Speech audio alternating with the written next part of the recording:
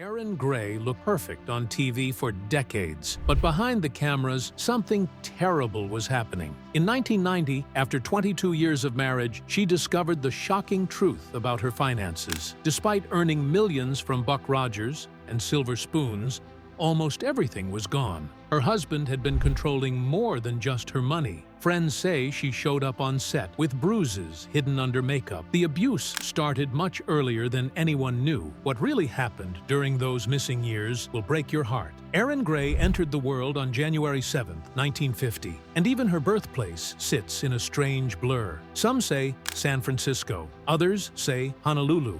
It almost feels fitting because her early life never stayed in one place for long. Her parents, Diane and Daniel, split when she was only 8, and that crack in the family set everything in motion.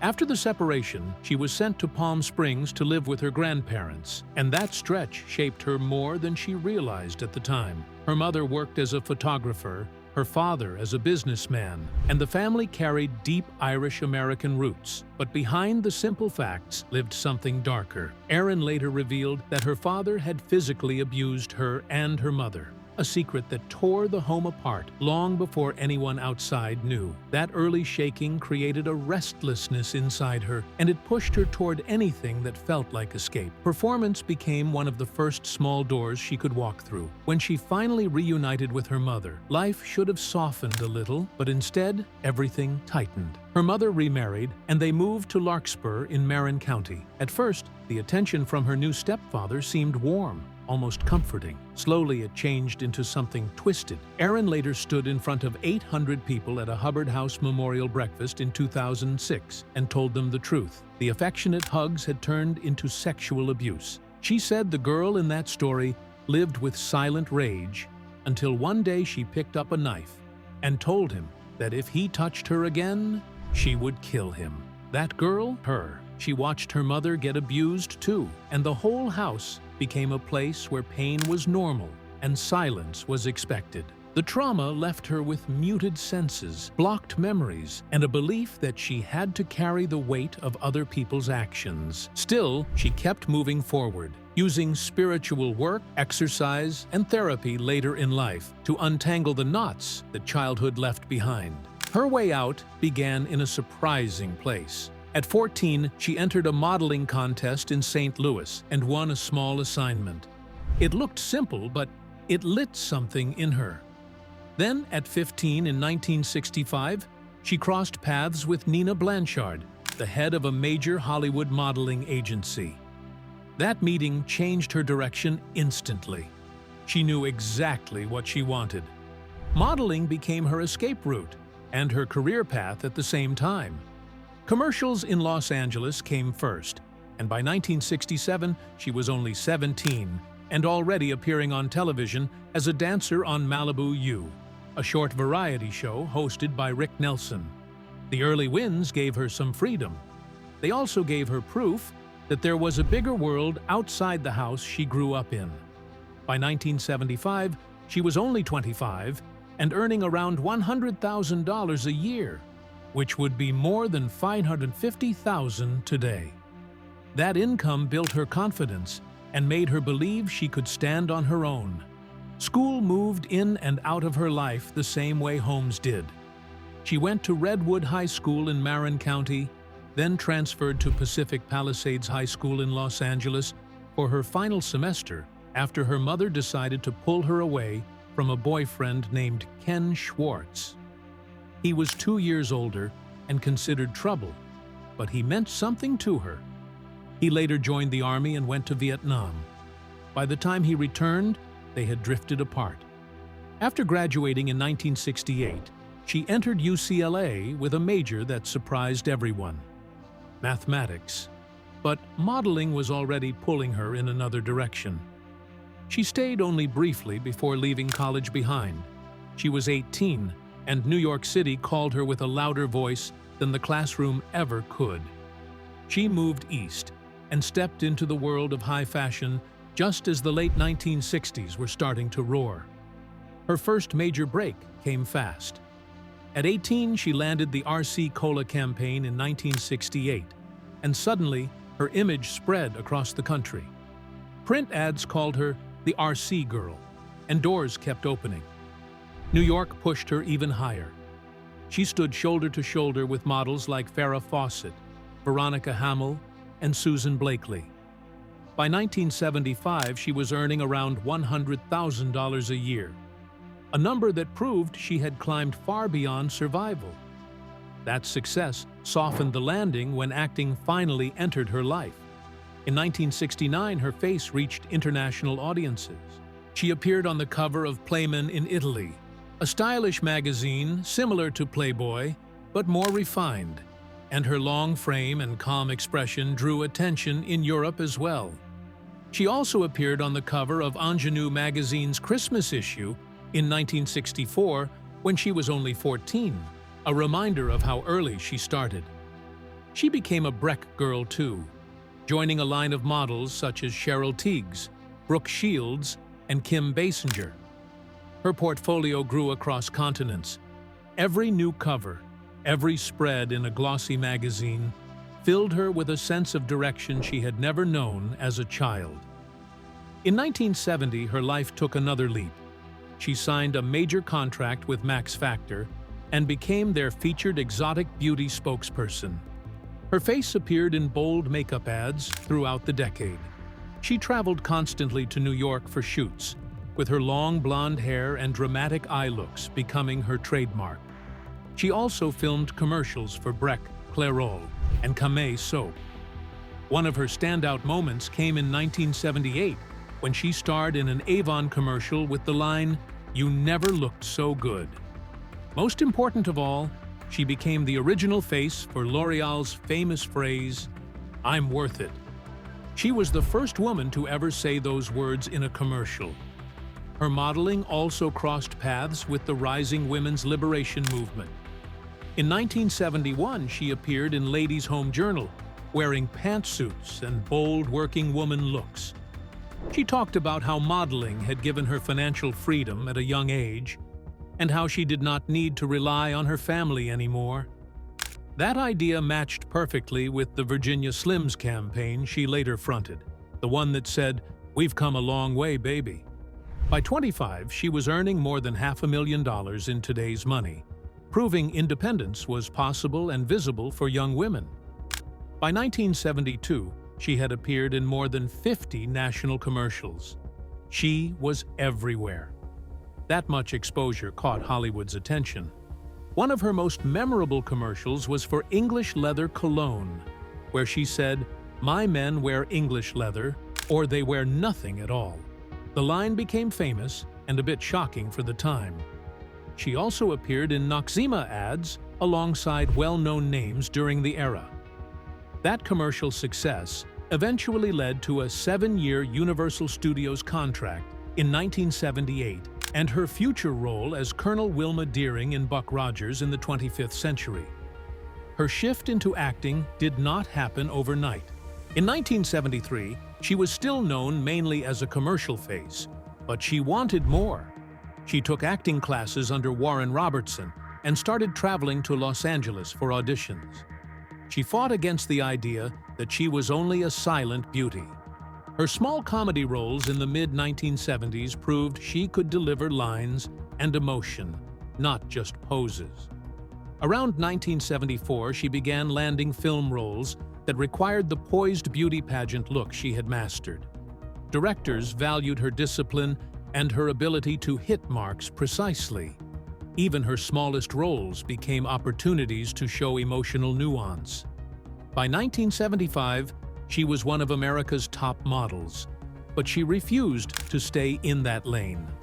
She started booking more acting parts and showed studios she understood the camera better than many newcomers. By 1976, her resume had shifted from model to actress, with real dramatic credits. She appeared in shows like Police Story and Gibbsville, scenes that required timing and emotional control. She juggled flights between New York and Los Angeles, modeling to pay bills while acting to build her future. By the end of 1976, she had enough strong footage to be taken seriously in casting rooms. In 1977, everything began to click. Her growing list of TV movies and dramas impressed Universal executives. This slow build led to the 7-year contract she secured around 1978, and to her major roles soon after, including her part in Evening in Byzantium and then her iconic turn as Colonel Wilma Deering in Buck Rogers. In only a few years, she had gone from earning top modeling money in 1975 to anchoring a science fiction series before she even turned 30. She had pushed through every small door, every tiny role, every early hurt, and turned it into something lasting. Erin Gray's break in 1978 almost felt like something that was never supposed to happen. Yet, it happened anyway. Universal had seen close to 200 actresses for Colonel Wilma Deering, and she somehow rose through that stack at the exact moment when her schedule should have crushed her. She had been shooting Evening in Byzantium all night, and when the sun came up, she went straight into the Buck Rogers test around 8 in the morning. She walked in exhausted but sharp enough for executives to realize they had just signed her to a 7-year deal and needed to prove it was worth it. Wilma became that test. The audition asked her to stand like a strict officer 1 second and react like a woman meeting a 20th century man for the first time the next. That mix of strength and softness clicked so naturally that producers changed the role on the spot, softening her edges once they saw how she moved around Gil Gerard in those early scenes. When Buck Rogers in the 25th Century landed on NBC in September 1979, everything sped up. Universal had already pushed the pilot into theaters in March 1979, so Wilma went from unknown to global sci-fi face in less than 6 months. Her first major action scene was a corridor laser fight loaded with squibs and smoke and heat. It took around a dozen takes.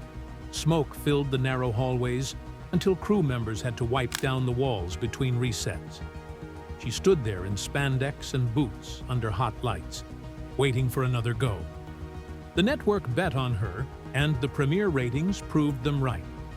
The 2-hour opener pulled strong numbers, and NBC suddenly promoted her as one of their top female action leads for the entire 1979 to 1980 season. Across that first season, she appeared in 21 episodes. That meant she carried Wilma longer in a single year than many sci-fi heroines of that era managed in full runs. The 2-part story Planet of the Slave Girls aired in September 1979 and pushed her into one of the show's boldest setups. She had to infiltrate a harem-styled environment while still playing a colonel undercover, something that skirted NBC's limits only 3 years after Charlie's Angels. The silver jumpsuit fans remember was not some off-the-rack costume. It was custom spandex sewn so tight that she often joked she had to schedule bathroom breaks around filming. Designers built near-identical versions for sweat, stunt work, and pyrotechnics.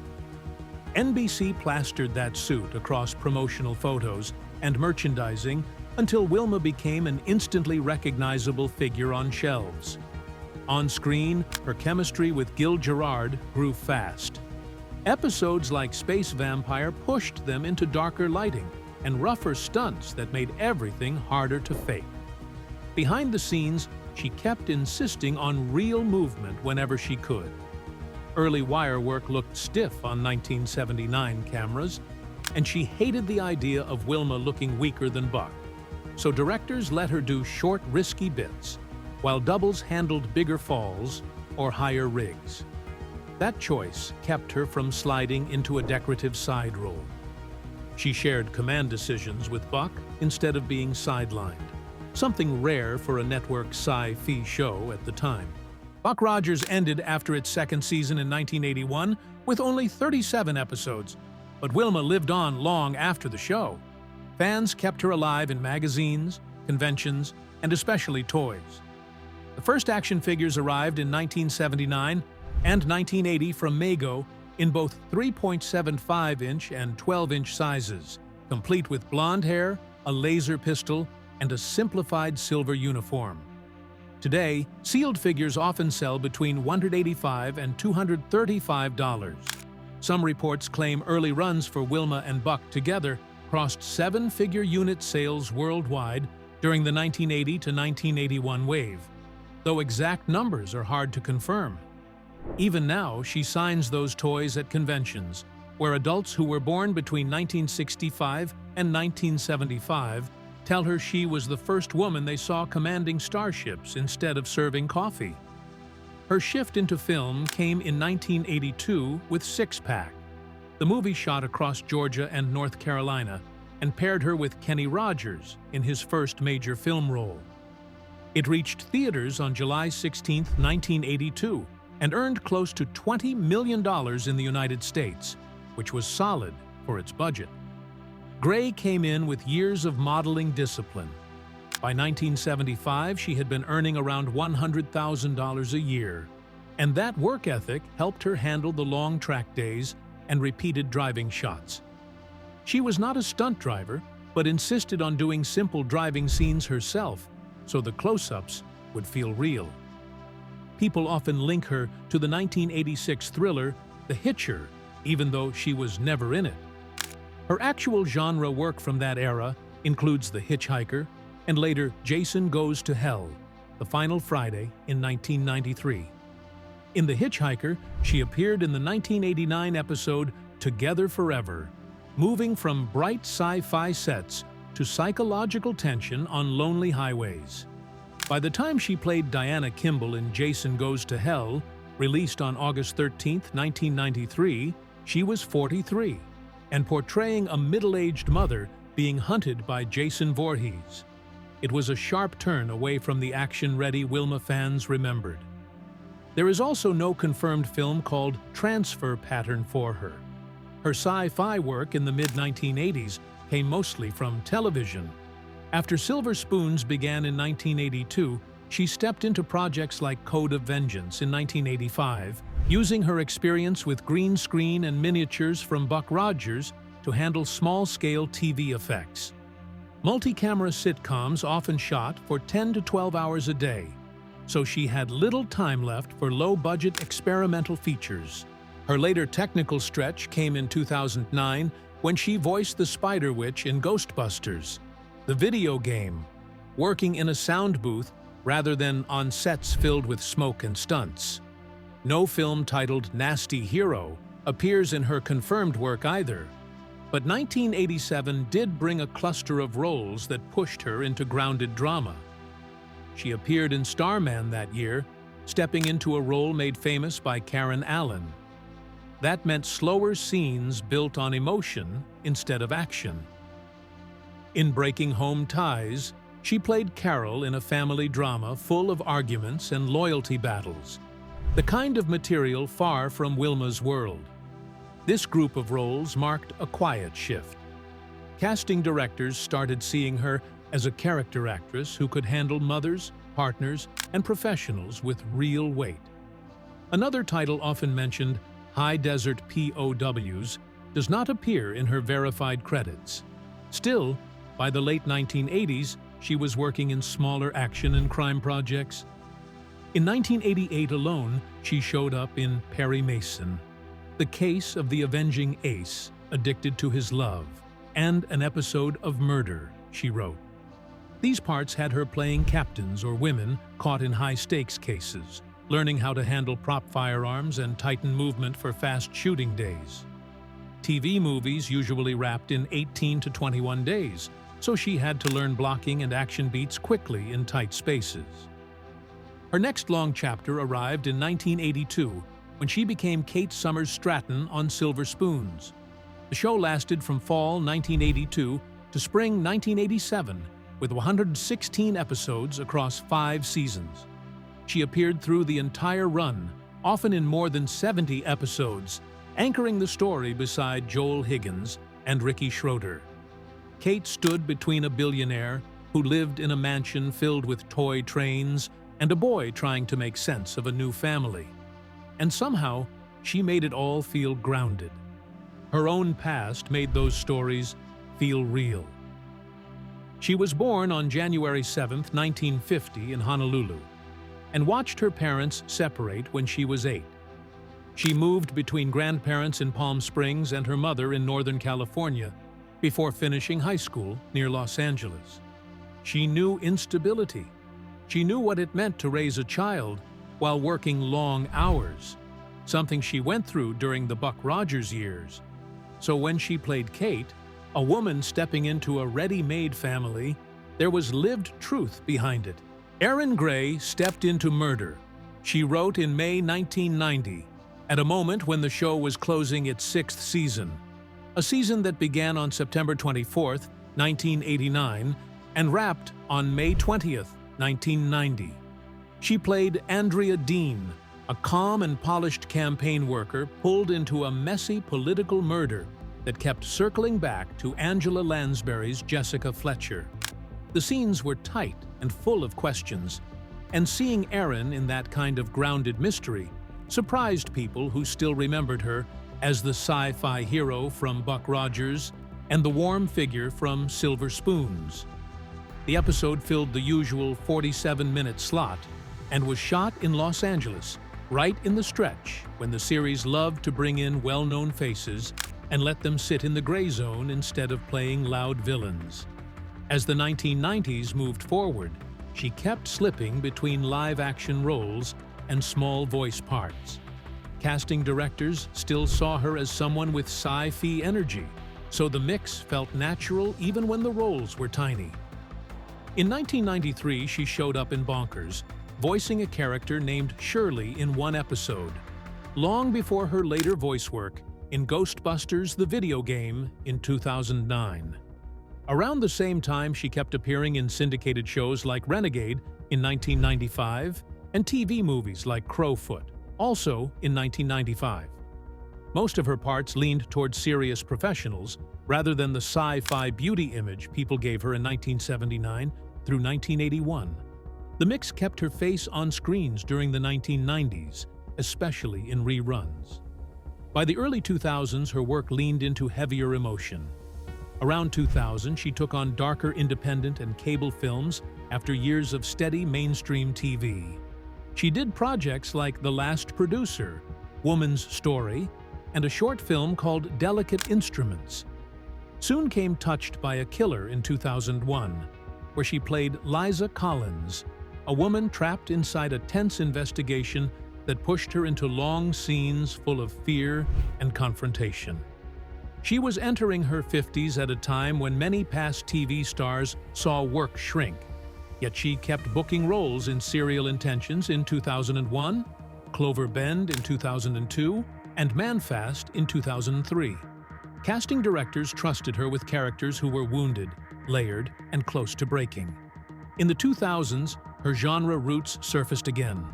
Voice projects and niche sci-fi gave her a new lane. She voiced Josette Peacock in the 2010 animated TV movie Elf Sparkle and The Special Red Dress, and did several voices in Ghostbusters the video game in 2009. On screen, she stepped back into full genre with Hunter Prey in 2009, and later appeared in Star Trek Continues from 2014 to 2016 as Commodore Gray, a role that nodded gently at her Buck Rogers authority figure image. By this point, she was also a regular at conventions and running her Heroes for Hire agency, a business built to manage convention bookings for sci-fi and fantasy actors. Her personal story reached much deeper places than her filmography ever showed. She was born on January 7, 1950, and her first trauma came before she could walk. At 10 months old, her biological father abused her and then abandoned the family in the mid-1950s. She carried the weight of that before she could form words. Later, she told therapists how those first memories lived inside her as panic when someone left the room, or loud nightmares that woke her breathless. Soon after he disappeared, her mother moved them from Hawaii to the mainland, and that early shift added another layer of instability. Even decades later, she could trace the pattern straight into the kind of men she chose.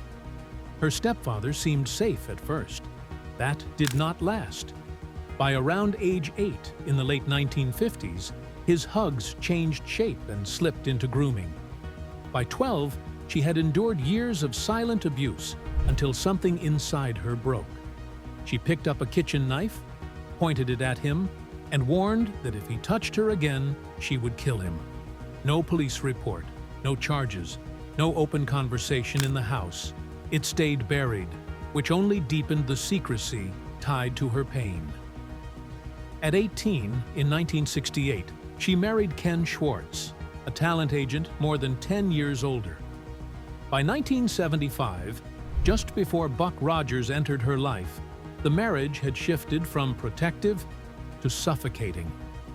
Her fame brought bright attention, yet behind the scenes, Schwartz acted like a gatekeeper. He handled every check, every contract, every appearance.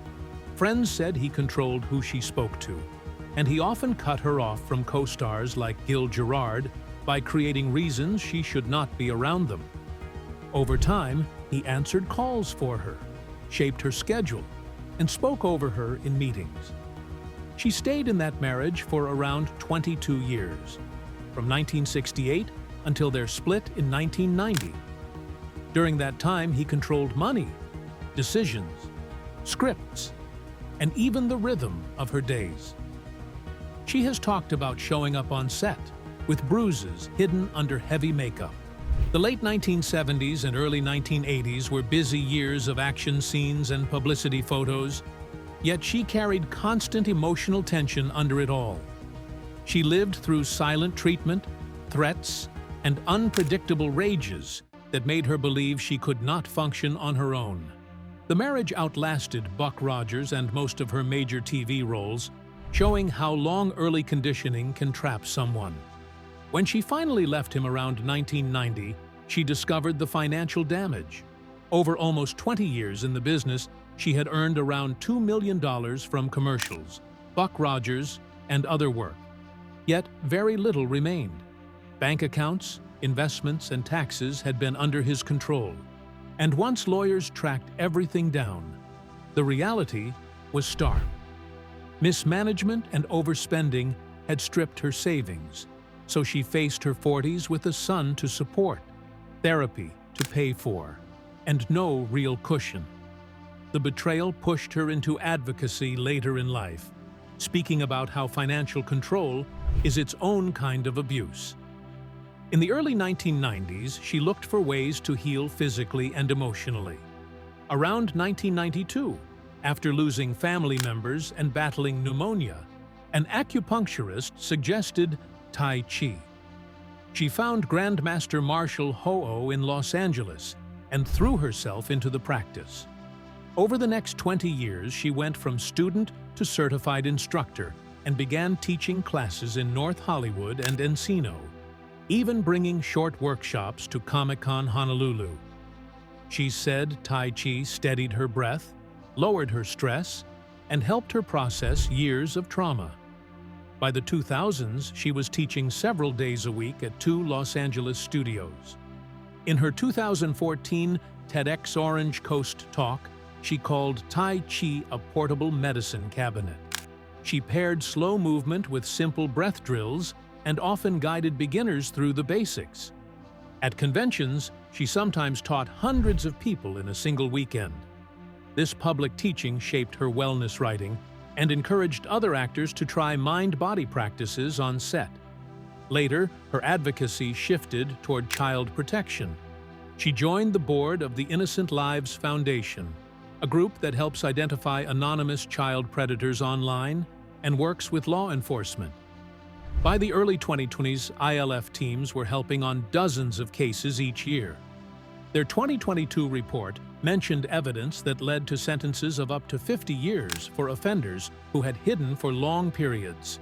Erin used her convention appearances, podcast interviews, and her Heroes for Hire network to raise donations and warn parents about online grooming. She stressed repeatedly that ILF is not a vigilante group and that all evidence goes directly to official agencies. In mid-2023, she fell at the beach and fractured her femur. The injury seemed simple at first, but during surgery, doctors found a mass inside the bone. Tests confirmed chondrosarcoma, a rare bone cancer that accounts for about 20% of primary bone tumors in adults.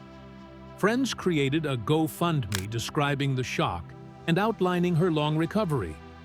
Updates through 2024 showed her relearning how to walk, working through pain, and encouraging other patients online to take strange injuries seriously. She remarried in 1991 and began rebuilding a calmer home life. This shift supported her move from acting into a mix of business and wellness. She founded Heroes for Hire and co-authored a book in 2005 called Act Right, a guide for on-camera actors that also highlighted posture, breath, and fitness as long-term habits. Interviews about the book often circled back to Tai Chi, which she credited for keeping her active through her 60s and 70s. Even with medical struggles, she continued doing voice work and sci-fi projects. By the mid-2020s, she appeared on panels linked to shows like Rick and Morty, and worked on recordings tied to modern fantasy and sci-fi worlds. Many of these events doubled as fundraising for the Innocent Lives Foundation. She found a way to blend genre culture with grounded discussions about digital safety. Her pop culture impact stretched far beyond TV episodes. When Buck Rogers launched in 1979, her character Wilma Deering stood out. A female colonel giving orders in prime time was rare. By 1980, she appeared on convention flyers with Gil Gerard, and fan clubs mailed thousands of Wilma photos each year. In the 1990s, she turned that culture into a business with Heroes for Hire, which represented around 150 actors by the mid-2010s. Wilma was no longer only a role. She became a steady income source in convention circuits decades after the show ended in 1981. Silver spoons shaped another part of her public image. From 1982 to 1987, she played Kate Summers, later Kate Summers Stratton. The show aired weekly to several million viewers and lived in after-school reruns into the early 1990s.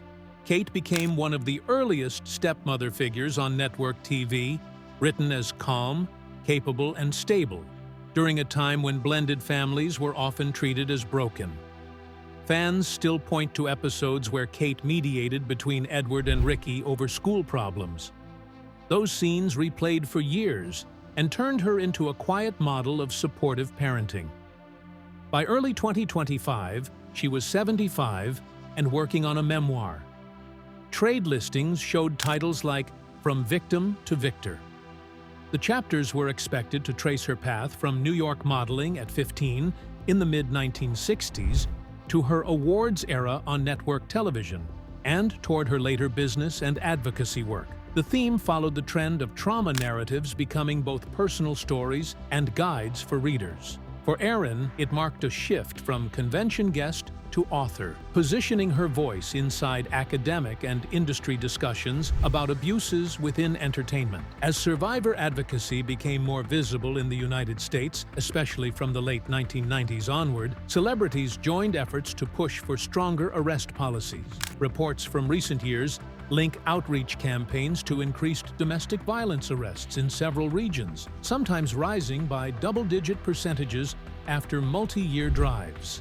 Conferences and research groups now give awards to advocates whose work helps bring offenders into the system. Erin fit into this pattern as a familiar TV face reintroduced through interviews, panels, and survivor networks.